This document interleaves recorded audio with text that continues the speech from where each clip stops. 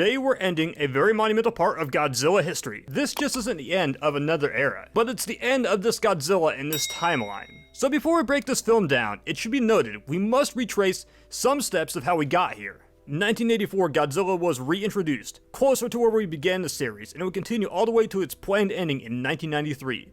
This, however, would not be the end of the Godzilla series, because in fact, this would be the beginning of a new story arc introducing Baby Godzilla, and Mickey would also take a frontrunner role in the final 3 movies of this era.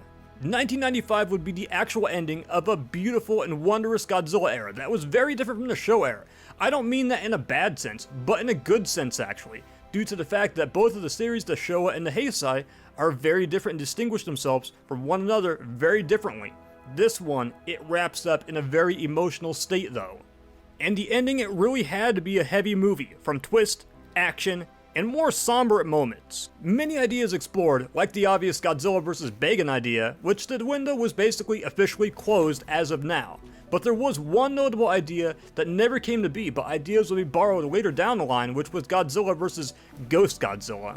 Which to me, I gotta say, while I like the idea of a restless spirit, I don't like the idea of using this as the movie that's supposed to close out the Godzilla series. The good news is though, sometime later, this idea would be revisited.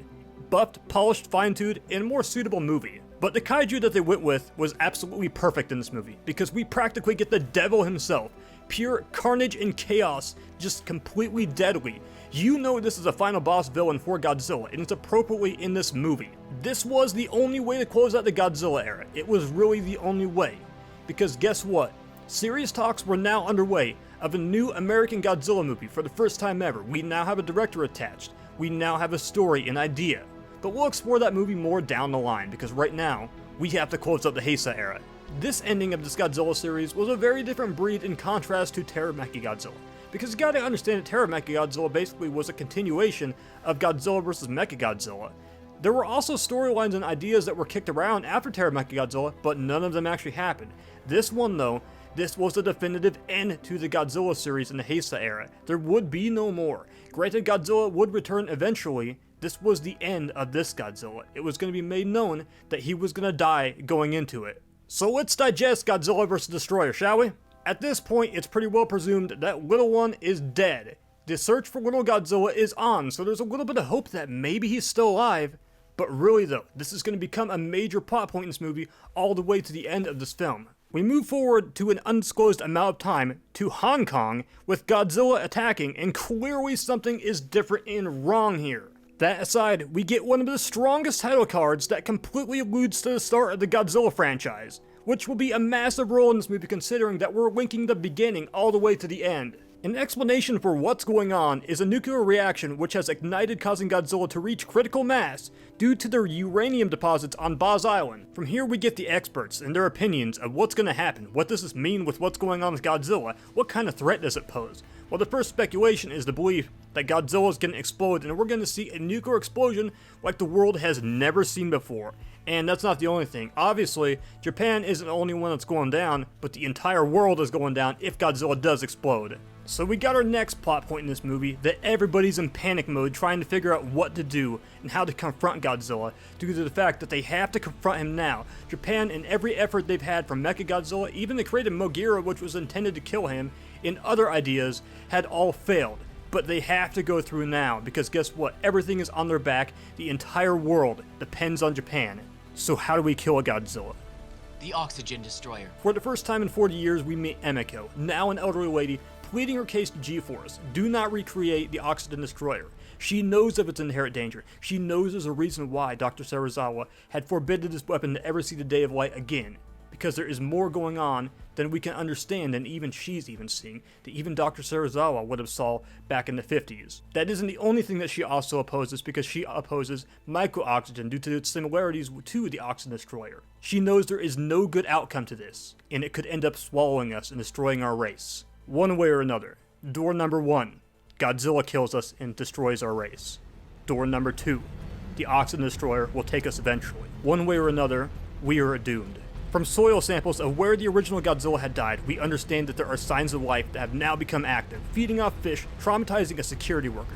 It is to our understanding that a being from the Precambrian era has now mutated. And while it's only a small threat right now, it's going to be a massive threat not just to us, but to Godzilla.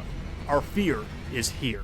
From here we go into a scene that is very memorable and kind of reminds me of James Cameron's Aliens, basically, due to the fact that we have soldiers, and yes, sure, they have the technology on their side, but ultimately you need to remember they do not exactly know the enemy they're against, and the enemy outpowers them with a numbers game. And as a kid, when I first saw Destroyer, my first thoughts were, boy, this is nightmare fuel. Like, do not let me see this thing in the basement. And to be honest, you guys know I'm an Alien vs. Predator fan, and obviously I can't shy away from things with mandibles, but boy, we have the inner tongue as well, so I'm okay with this. We have by far probably the most grotesque Godzilla enemy that we have seen since Hedorah. Lots of problems on our hands from Destroyer to Godzilla, and still no signs of little Godzilla. This film is packed with so much in contrast to Godzilla vs. Space Godzilla. From here we get some good news and some bad news. The good news is Godzilla is frozen, and temperature has been slowed. Maybe the worst is behind us. The bad news is Mickey's powers are fading. This is making the search for little Godzilla a little bit more grim. We might have to accept the reality that the little one is no longer out there. He may not have made it. But fear not, we move forward and get some comfort knowing that little Godzilla, now known as Godzilla Jr., is now alive and healthy. The search has finally ended, and we can now sleep now, knowing that little Godzilla, the little Godzilla that we've watched grow since Godzilla vs. Mechagodzilla 2, is alive and well. Our little one just needs to go back home. As a viewer, this does a lot for me, because it would have been a shame if little Godzilla had been written out never to be seen again in the early part of this movie. But remember, Godzilla Jr. is playing a major role in this film, and a crucial angle that started in '93, which is still unfolding, and it will be very valuable at the end of this film. Godzilla Jr. is okay, and Godzilla has been frozen. Worst case scenario avoided? Not quite yet. Worst case scenario will strike. Meltdown. In the meantime, it is now time for the military to devise a plan to strike Destroyer. How much of a threat can Destroyer actually be in its current form?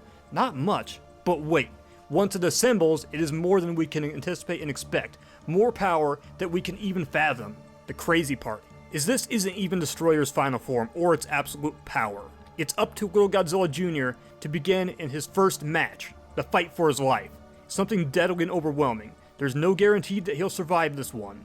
It is very possible that he may fall to the might of Destroyer, but you must understand that everything is on the table for this one. Mankind as a whole is at a risk. Everything that happened, everything depends on every action going into this battle and what Japan does. All must go according to plan. So this movie has a lot from Junior's survival to minimizing the meltdown effects, and not to mention stopping Destroyer. Fortunately, the little one does prevail, and it's not an easy battle as he's almost killed. Unfortunately, his reunion with his father is cut short.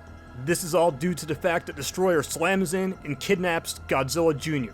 Even worse than Space Godzilla, not only does he kidnap Jr., but he drops him. The baby that Godzilla swore to protect is in danger, and he may only have minutes to survive. For the first time in the Godzilla series, we finally see a moment with Godzilla that is actually angry and sad at the same time. Not once have we seen Godzilla in this current state of mind. He's willing to lay everything on the table if that means stopping the one that killed his son, the one that he swore to protect and took in '93. Everything will go down. He will do as he must. Destroyer is just pure chaos and evil. He has no real reason as to why he does what he does. He is just destructive chaos. Godzilla will fight, but nothing like this has ever paralleled Destroyer's power. No enemy that Godzilla has ever faced before.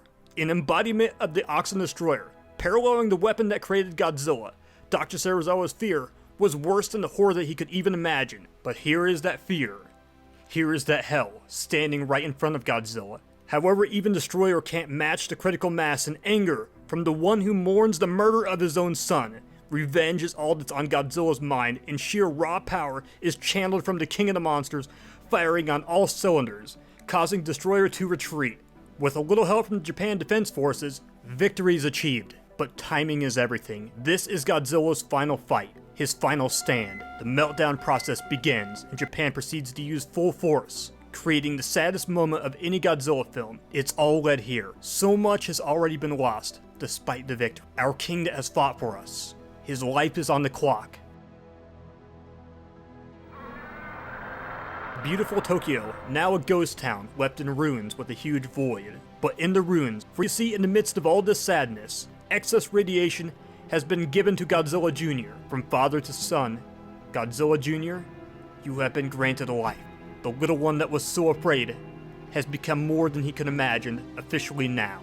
Godzilla vs. Destroyer is one of the finest moments of the entire Godzilla franchise. It was an amazing way to send off the entire series. It really meant what it was going to do. When they said they were going to kill off Godzilla, they didn't mean dancing around the point. They actually went through with it. Regardless, yes, we did see a new Godzilla rise, but the fact remains that they actually killed off the one that was essential to the entire series of the Heisei era.